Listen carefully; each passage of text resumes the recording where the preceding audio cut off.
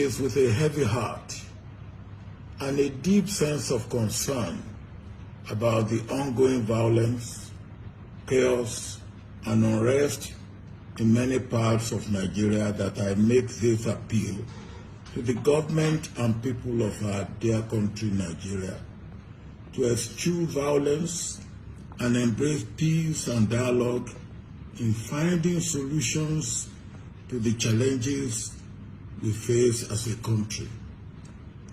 I particularly appeal to President Muhammadu Buhari in his capacities as President of Nigeria, Commander-in-Chief of the Armed Forces, and as a parent of youth like the ones who have in the last week or so come out in peaceful protest against police brutality and for improvement in their lives and their living conditions, to restrain the military and other security agencies from using brute force as a way of ending the crisis.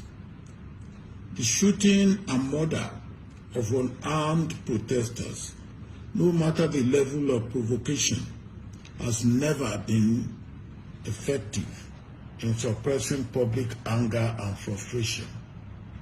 Instead, such actions only reinforce the anger and frustration of the populace and close the window of dialogue and peaceful resolution.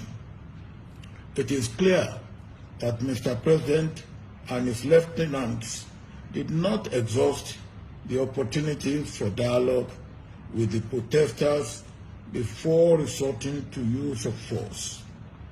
It is worse that there is denial of wrongdoing in spite of overwhelming visual evidence. Great harm has now been done, but it can be stopped before it completely spirals out of control. We are at a critical moment in this crisis, and Mr. President must act now before it is too late. This time demands leadership and mature leadership as such. Most of the demands of the protesting youth, which Governor Babajide Sanwo-Olu of Lagos State swiftly took to the President, are not unreasonable and can be met without anyone's political interest or ambition being threatened. It is imperative that leaders at all levels, starting with Mr. President, must demonstrate meekness, humanity, humaneness, and sincerity in meeting the legitimate demands of the protesters and ensuring that justice is served where it must be served. These are the most potent ways of ending this crisis now. The youth too, I will want you to give peace a chance while making your legitimate demands.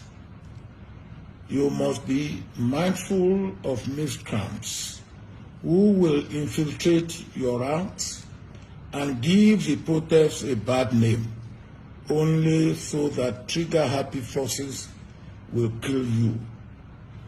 The destruction and looting of public and private properties will only hurt all of us and set us back. The targeting of individuals and groups for attacks and reprisal attacks will only further widen our divisions, escalate the crisis, and threaten our fragile unity. This is yet another moment when our nation is on the edge of a cliff. Our individual and collective actions now and in the next few days will determine where we will go as a nation. May God help us in taking the right steps in the right directions.